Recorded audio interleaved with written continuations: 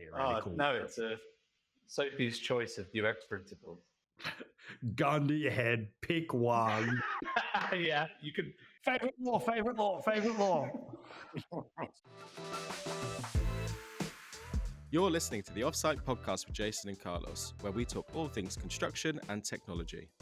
Join us for discussions with industry leaders and insights into the latest trends in construction.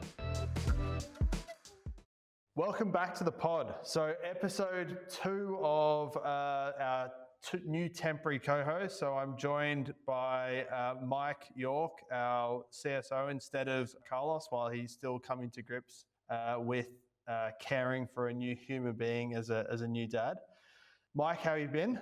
Very good, thanks, mate. Good to be back. I'm very glad that you explicitly stated temporary co-host. That was music to my ears. Just keeping the seat warm for a little bit before Carlos returns.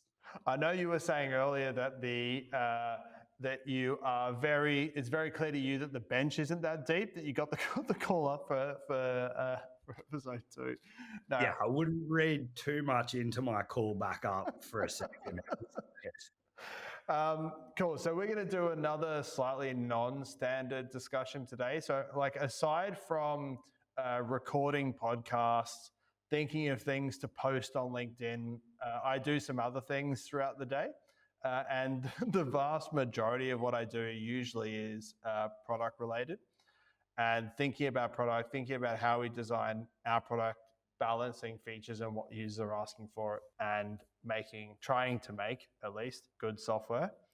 And I think I've probably said hundreds of times in the past, and probably on this podcast lots and lots of times, this idea that I have this overarching belief that too often in construction software, users are treated like the product. Their job is to input data, regardless of how time consuming or bad that experience is, in order to get data into a system so that the company can do something, or management can do something, or the data can be used in some way.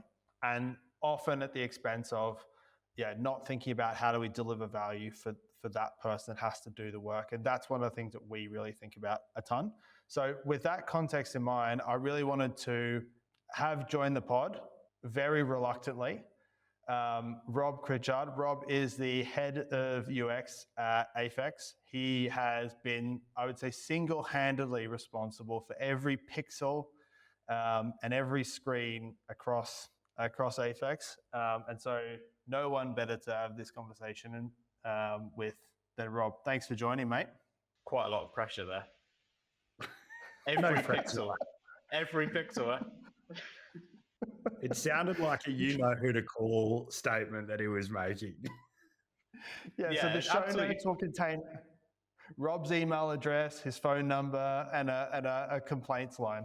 Yeah, we should absolutely stress, if you have a single problem with a single pixel, just give me a call. Thanks.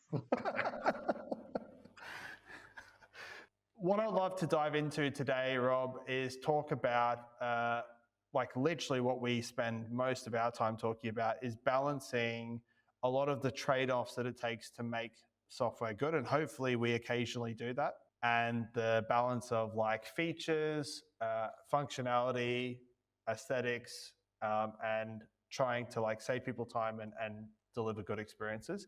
I thought maybe to kick it off though, we might do a little round the horn of bad UX or bad horror stories that we've seen. So one of the things that we do in trying to solve design problems is we look at lots and lots of software, some in construction, some not in construction. Do you have, Rob, any thing that comes to mind specifically when you think of UX horror stories or design horror stories that you've seen? Nothing with an absolutely horrendous consequence.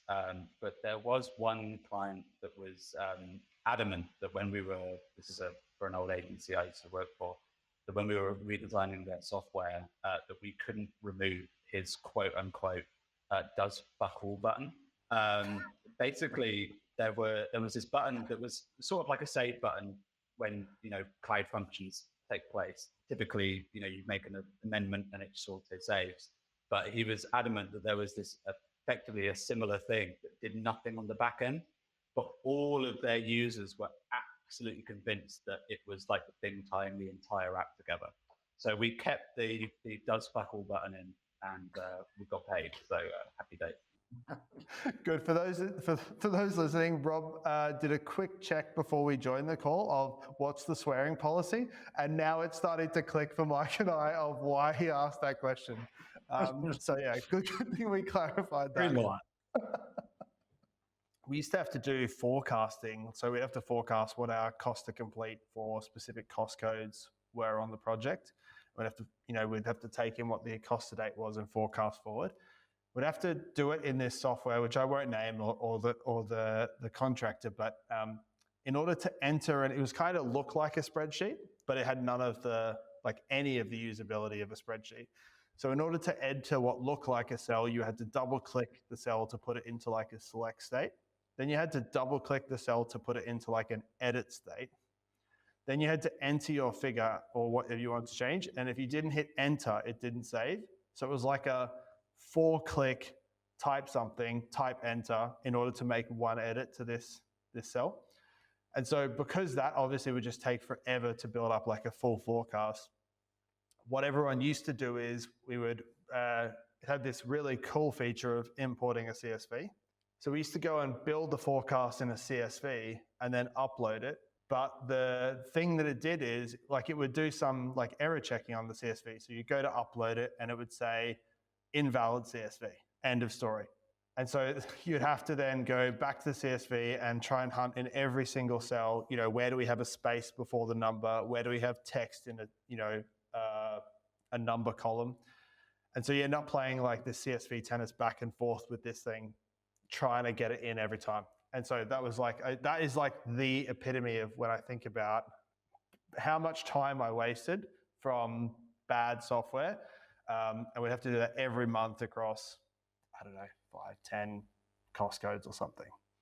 The thing that you've got to bear in mind, though, is that what was the intention of the UX designer? Because if that was their intention, actually, that's good UX. So they were optimizing for dwell time and like how long could they keep people in the software? Yeah, that's true. Were there any ads in there? Yeah, they could have been trying to run ads at me. That's probably what was going on. They should have sold me some better software. I would have had a high propensity to buy. Mike, do you have an idiot come to mind, mate? Not that I think can top that, but there's one story that I always reflect back on, and large enterprise client, big website and product architecture. And so we're going through the process of trying to simplify the user experience for people navigating through the site. If you picture the header of the website, at the moment, there was kind of 50 odd links that were there in this mega menu that would expand down and people could click to. And so we went through, did what we thought was right, look at all the analytics on how many times are people actually clicking these things, can we reorientate it and restructure it? So despite proving that the vast majority of those links weren't in fact used, we ended up losing the arm wrestle and seeing that actually explode into about 300 links. So it ended up being another section beneath all of those expanded links because the person in charge was adamant that the only way that anyone can find anything is via the link in the header. And so if the link isn't in the header, it needs to be bigger, and that's the reason they're not finding it. So we lost that one.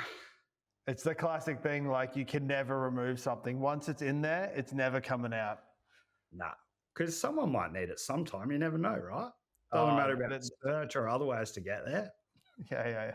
So I think the reason I thought we could have a conversation, Rob, is I spend so much of my time every day talking to different projects and construction folks about what they do in terms of how they do their job, how they plan, how they track progress, what different tools they use. So many of them are interested in the process of how software is designed. So I thought, let's dive into that conversation. So when you think about how to design software, so blank sheet of paper, just run through the process. What do you actually think through, and what do we do? Yeah, so it begins and ends with the user. You're sort of always trying to empathize with pain points. You're always trying to figure out what is someone cracking the whip on them to do every day?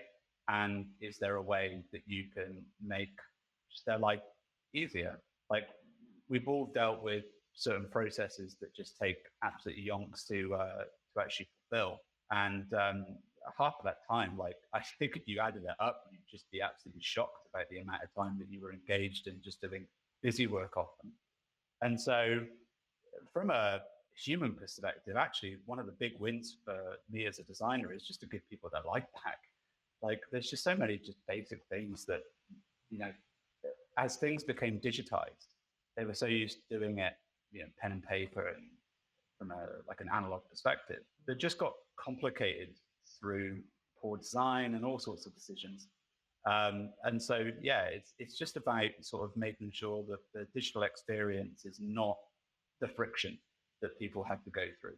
And then, so with that like principle at its core, you start with this idea of, do you start with like, I want to solve a problem? Do you start with, here's what the current thing looks like? Where do you sort of start from, if you're starting from scratch? Well, it's interesting because you actually, where you begin is, I mentioned previously that it's all about empathy, because the problems as a UX designer, especially if you're a gun for hire, which is what I was before I joined Aphex, is you're having to, walk a mile in the shoes of someone. And so you're trying to figure out, okay, these are not my problems. These are their problems. How do you best solve those for them? So that is absolutely the first step. And so the only way that you do that is by discussing at length through user interviews. And then once you get a good idea of what they're trying to do, why the current solutions suck oftentimes, and you can go from there and try and figure out what is the sort of path of least resistance. One of the good ways that we do that is we start with a thing called an MVP, which is a most viable product, where you basically take stock of, again, as I said, like all the workflows and the things that people want to achieve, and you analyze and you sort of apply like an Occam's razor sort of like aspect to it, where you go like, what can we take away so that a user can just get to, a very basic, simple outcome that they want to do in a way that is intuitive and actually at times pleasurable.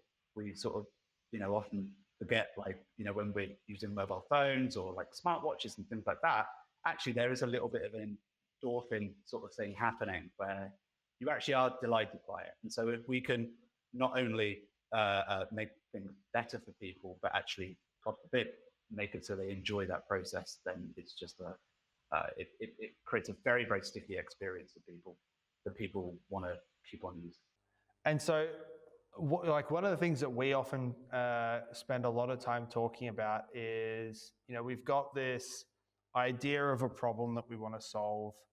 There's friction, whether it's in software or another thing that we want to try and bring into software, where we're looking at like, okay, here's where the user is, here's the goal of what they're trying to solve. And then there's the sort of, here's the little description of what they currently do that might, require all these steps, and they click over here and they put the data over there, and then they go run a little report in this spot. I find that often when we're talking, there's this trade-off of, if it ends up looking like what they currently do, the delta of, or the learning curve for the new way can be lower, but you can capture some of the inefficiency of what they currently do. Whereas like starting from blank slate gives you a whole range of opportunities to, I guess, reinvent the process. Which way do you think of it, and how do you balance those two things? Yeah, so generally in user experience, there's a huge amount of conventional design that we draw upon.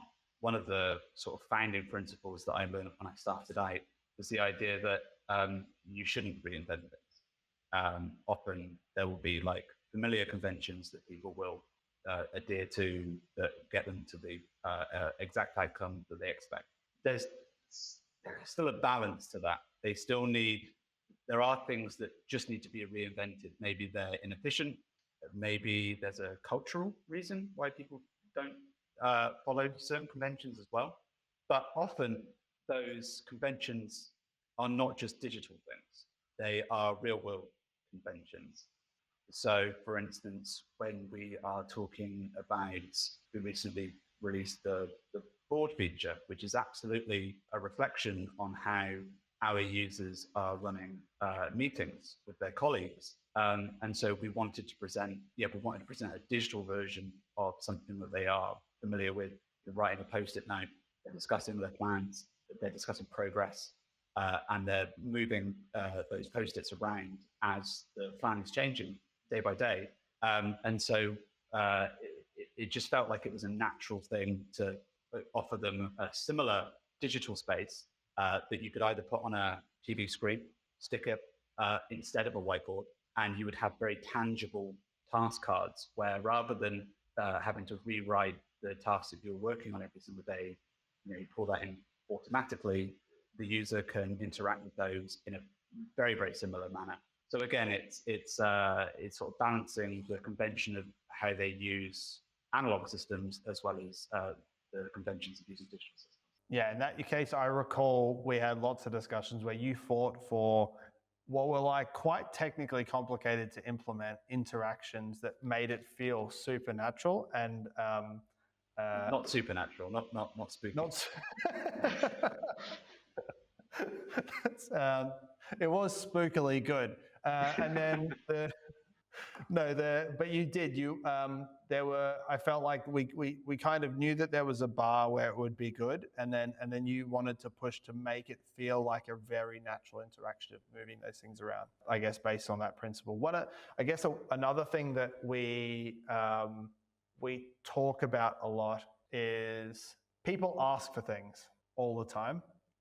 If you build something that people like, I guess we're in a super fortunate position where they want us to try and solve other adjacent problems or do things in a slightly different way or add functionality. Over time, if we look at the landscape of construction software, I'm very nervous about adding lots and lots of functionality generally because I see what other software looks like with 1,000 menus, with 1,000 hidden menus of options and special controls and things that people don't know how to find. And oftentimes, as we've been through that process, I've seen you find ways to implement things that were at risk of making the core experience more complicated for certain users in order to benefit the people that want these other functionalities. Are there any things that you kind of draw upon or principles that you use to try and think about how to structure that if you've got kind of these, let's say, power users or edge cases that are wanting more functionality, but you've got this core group that values simplicity? So when we're taking on board feedback, particularly from power users who are very au fait with digital systems and are quite happy to put in the hours and learn. Maybe they learn accidentally, for instance, they happen upon a keyboard shortcut or something like that. You absolutely have to balance their requirements with the person that is, going to bounce off of a piece of software if they can't sort of figure it out fairly quickly. In those situations, again, sort of talking about conventions, like my background is not in construction. And so when I'm considering someone's request, I'm pulling on what I do know about the industry from talking to people, but I'm also balancing that with, a much wider net. Here's a convention that I can learn from, global real estate software that I've worked on, or telecommunications software. And so you can sort of learn like best practices that a user wouldn't really, within construction would not be cognizant of. And so, you're taking a request and you don't know that the solution actually might live from another piece of software that you've been inspired by or something that you've worked on in the past. There's some saying that I've heard you say before, which is like this idea of like that like inspiration is like another person's like copyright infringement or something. I don't know exactly what you said. Mike, do you want to jump in, mate? Yeah. When you were talking, Rob, two things you said really struck a chord with me. One was when you guys were reflecting on that board piece that was built and introducing things that were technically competent technically more complex, sorry, and then also drawing from other industries, it definitely made me reflect of some of the design and development teams that I've been a part of and how big that friction can be between the design function and the development function. How have you, I guess, balanced that? Because the dynamic I've observed in the team here is one where you are pushing for sometimes really technically complex things. We're blessed to have a technical team who can actually do it. But how do you balance that complexity of what I think is ultimate and really required to do the right thing by the user and not create that kind of tension where the development team feels like it's another handball over the fence with a big kind of ladder to climb to deliver what you've asked for? Yeah, you're trying to balance a billion things. It can be the complexity of working in an analog space. We have so many like shortcuts when we are discussing something in the real world. So if you talk about drawing something on a board, we can cut so many corners where there's just an inferred understanding of what we're talking about. There's context to the conversation. The system itself doesn't know that. You have to tell the system what to make. And I suppose this is like the power of AI as we sort of turn that corner. So balancing the complexities of that with the development and sort of technical limitations that we find ourselves having to face. There are certain, you talk about the design to dev handoff. We've worked extremely hard to speed up the way that we can get to a design, hand it off to our development team, and get to sort of like an 80, 90% finished state very, very quickly. And the way that we do that is we developed, when I actually joined, one of my first tasks was to develop a design system where the design team and the development team had a sort of common language that we could refer to the designs. So you're shortening that journey from design to dev. And what that means is that gives us the mental bandwidth and the space to be able to actually tackle some of the much more challenging technical limitations. They're not worrying about the space of text to a button, because that's long been discussed and it's codified from a design and a development perspective. That button on a mock-up is exactly the button that will be picked out of your design library and then pushed into the staging environment. And so what that means is, we can just absolutely focus on some of the things that feel a little bit like science fiction. And we are absolutely blessed to have a CTO in Elliot to make some of these sort of like more fanciful elements a reality. Yeah, it's so right. I think what you're saying in terms of if you get those basics and those little bits almost running on autopilot, you're trying to free up the really good mental horsepower to go and solve the big gnarly ones and not get burdened. I think Precisely. I think Jason's excited. You've got him thinking. No, I was going to steer us towards the elephant in the room, and that being construction, Rob. And so a number of the things that we've talked about so far would be applicable generally in the UX world. And yet somehow a number of those things aren't prevalent across software that construction teams use. And there is definitely, it appears to me that there is some uniqueness in the experience of trying to build software for construction teams. Would you agree with it, that it is unique, and what in your mind makes it unique in construction? Yeah, there's absolutely some unique aspects. I mean, I could say that literally about any industry. There's never been a project that I've worked on that doesn't have its idiosyncrasies. What's particularly interesting about construction is not how reluctant it is to adopt new stuff, but there is a little bit of a dearth of good modern options out there. You mentioned, you talk about the idea that the user is sort of really taken for granted. in old software.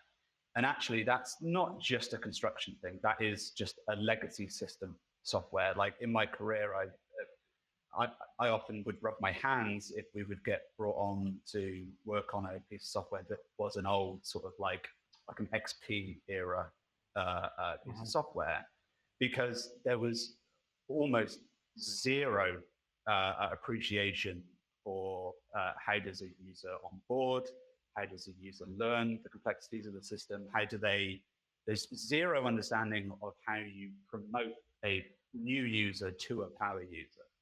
You basically would just lay everything out. Like think about how many times you've been in the menus, like 3 menus deep of a piece of legacy software. My aim really is to sort of bring that in a learnable manner. So you do a small piece of the puzzle, progressively disclose the next action that is the next logical action, and you sort of snowball that effect out to the point where suddenly they're doing something that could just be a keyboard shortcut away that previously would be 3 menus. And that, like, because you're right. Like, I think every industry has its idiosyncrasies, I'd imagine. I guess my personal view might be that construction has probably, it's more that maybe overweights in its fair share of idiosyncrasies. We've got people that have their context for using software is wildly varied. You've got people that work in an office. You've got people that like literally never go in an office. You've got people on, bad devices, good devices, small screens, big screens, no screens. You've got people that are extremely time poor. Their time poorness is often contributed to by the bad software and things that they might be using. And then you've got this overarching theme in construction of just the whole thing being a high risk, low margin business. These teams are managing lots and lots and lots of construction work that all could, go over budget, take longer than planned, and cause bad outcomes for them or their client, all to make a relatively, I guess, low margin. So the room for error and experimenting with new tools and stuff is very, very low for them. And so I think what we've seen is my view is that we see a lot of these people like inventing their own software, just,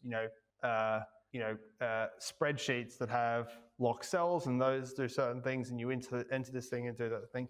How much weight do you put in the, invented software on top of the spreadsheets when we think about how we could digitize that process? Yeah, it's a bit of a blessing and a curse, actually, because you have people that are really, really engaged with not only their process, but also like why their process is better than other people's, right? Yeah. The reason that someone is going to try and enforce, that's a bit of an extreme term, but encourage people. I think that's fair. Yeah, that probably is, actually, yeah. But yeah, I want my team to use this software because it allows me to get this outcome. You talk about the idiosyncrasies, like everyone has time for. Everyone wants to take data and reveal some information out of it. While the information and the learnings that you can take from it are idiosyncratic, it's actually an extremely common thing. Like there's data that exists out there, and we can better make sense of that data for users. So when you've got this situation where you've got kind of like lots and lots of these people inventing their own software sat on top of, say, spreadsheets, and each of them have slight variations on how they do things to each other in the nuance of their spreadsheet, but on the whole, it looks a lot like each other's. That can kind of manifest for us, and I guess for any team trying to build software, in kind of this bulk of use cases in the middle of the bell curve, and this big old long tail of these edge cases with slight variations on the theme. And it kind of goes back to this, you end up having to trade off to a certain degree. Some of those things maybe you don't support at all, because there's a better way to do it or something. Some of them you have optionality within the software, and sometimes, you're trying to curate, this is probably the best way for you to do it. So I don't know if they're like truly the three option of like curating the best experience, giving some flexibility in the system, and then just not supporting certain things. How do you see it the same way, or am I looking at it in kind of like a pragmatic way? No, I absolutely see it the same way. I suppose one of the big challenges is the temptation to try and be all things to all people. You sort of look at those edge cases and you think, oh, it would be great if we could do that. Like, how do we balance adoption of our software in the direct, we're not actually just competing with other construction software. We are competing with people's individually created spreadsheets with all of their macros and all of their calculations that are taking place. You're always going to fail if you try and achieve all of that.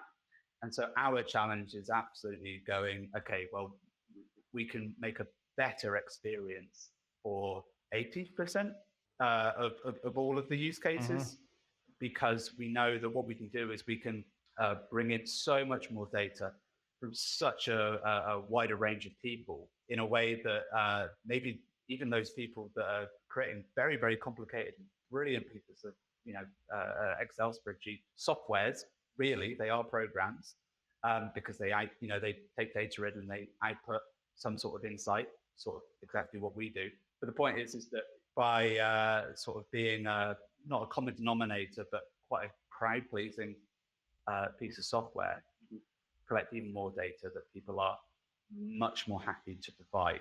One of the big things to bear in mind is that often the person who has made that spreadsheet is really invested in making sure that data is completed.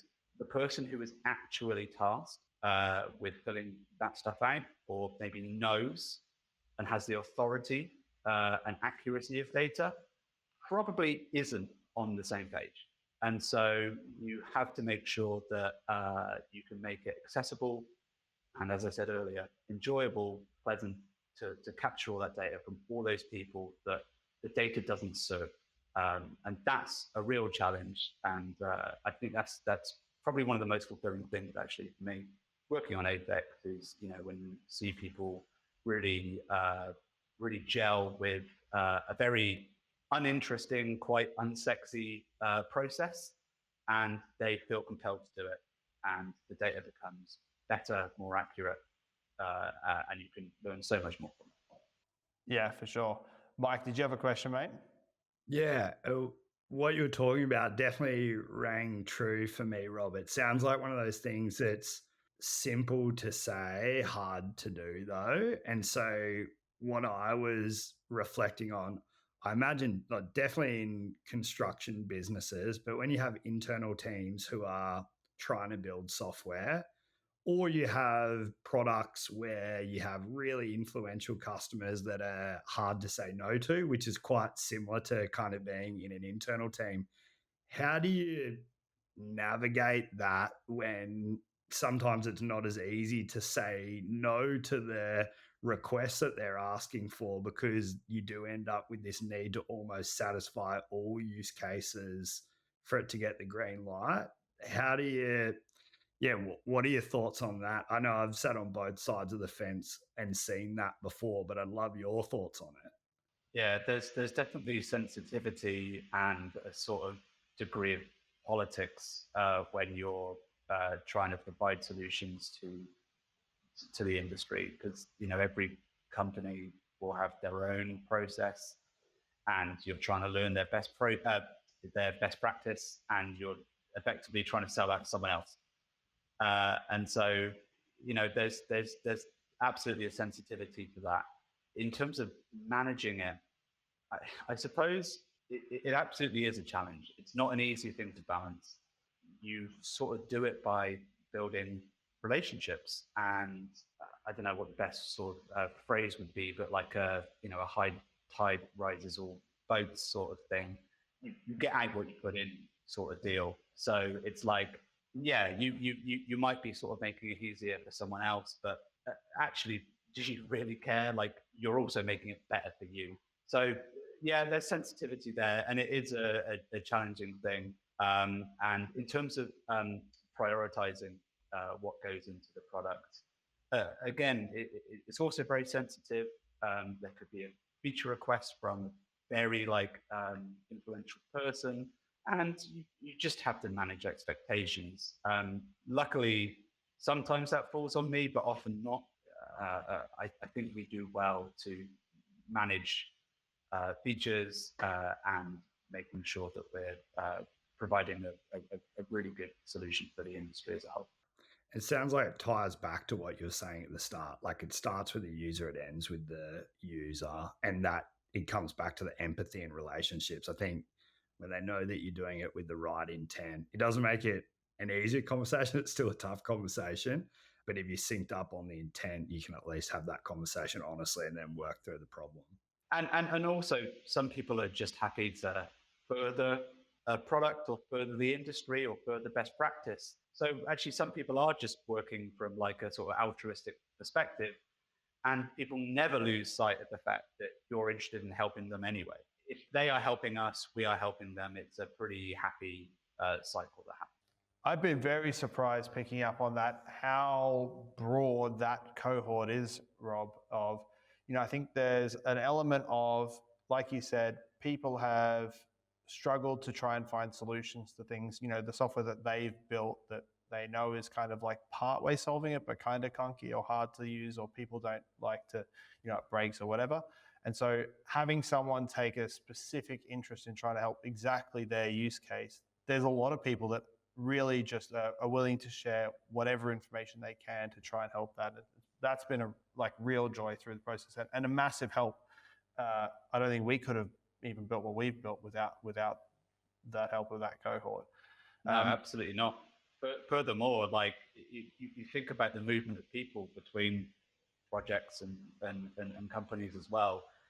The idea that they're going to build a spreadsheet that they've developed, their expertise and their process and their experience over the years, and then they're not going to take that to the next project, it's just fantasy. So it's the same thing. Awesome. I'm just looking at the clock, and I think we should probably wrap up there. But Rob, thank you very much for joining it, mate. I think this conversation has probably shown that you're wildly understated in your brilliance at what you can do. I really dug this idea that we discussed, that engineers have essentially for such a long time, more construction people have been building their own software on top of this no code platform of Excel kind of thing. And I think if time goes on and anyone listening to this had wanted to dive into specific topics around different software or how it's designed, I think we'd definitely do a follow-on conversation in the future, Rob.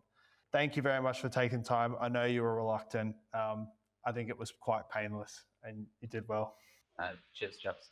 Thanks, Rob. Thanks.